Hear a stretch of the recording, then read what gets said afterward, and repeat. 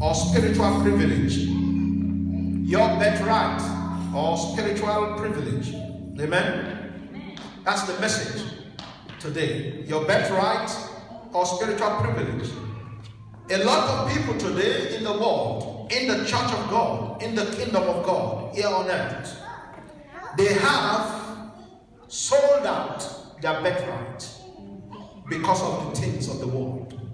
Some sold out their birthright because of the riches of the world. Some sold out their birthright because of the pleasures of the world. Some have lost out on the blessings of God. They have missed God's divine plan and program for their lives on earth. Why? Because they have traded their birthrights. They have ignored their spiritual privileges as children, as people of God, and have decided to go for either the pleasures of life or the riches of this world. And because of that, people like that today, when you look at their life is completely empty. Their life is what? Empty. When you meet them, they are spiritually dead. They know nothing about God. They are not even ready to learn anything or to know anything about God. Their mind, their heart is filled with what? The filth of the world. The things of the world. These things are completely temporal. They are not permanent, but their focus, their mindset is all about the things of this world. They have chosen to trade their spiritual privileges with the pleasures of this world. Now, this applies to even the people of God. This is not just about the world. This is about the church of God. And we will see it in the Bible. God wants us as the people of God, as his own people, to continue to hold on to our spiritual privileges, no matter how the world and the society presses us down, because there is going to be pressed down of God's people. God's people will be pressed down. Pressing down means affliction. They will be afflicted.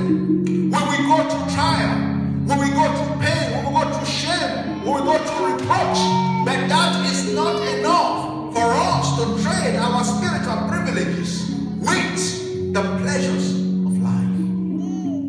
I was watching a program on television. Then something struck me. You know, I saw the way the women came out, the way they displayed their bodies and all of that. Then I was discussing with Mama, my wife, Pastor, and I said, my goodness.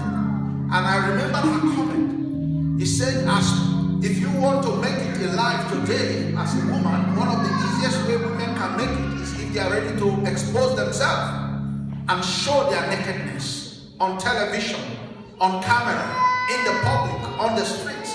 That is one of the easiest ways that women make it today.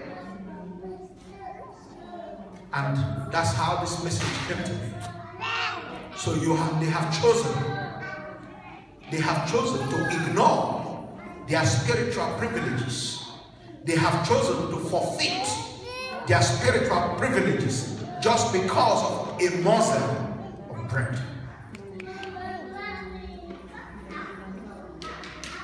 Our spiritual privileges are eternal. Amen? Our spiritual privileges are eternal. Eternal means what?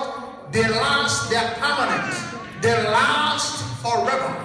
The pleasures of this world is what? Temporal. You don't die with the pleasures. You don't die with your car. You don't die with your house. You don't die with your Versaces. Amen? They are temporal pleasures.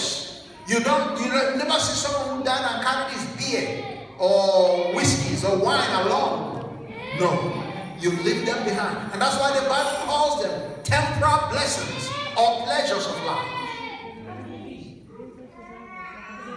But whatever spiritual privilege God has endowed you with, you die with it and you go with it.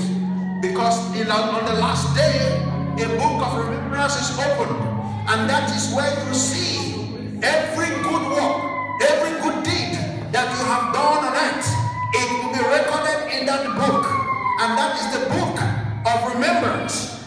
of record, the book of Chronicles, that the Lord will open.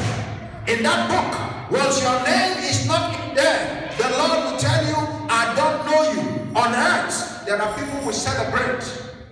A man of God who is inviting me for a program in Tottenham yesterday was doing a major program. So many people were coming from America, and he wanted all the Jewish community to come and so on. So he wanted to include me.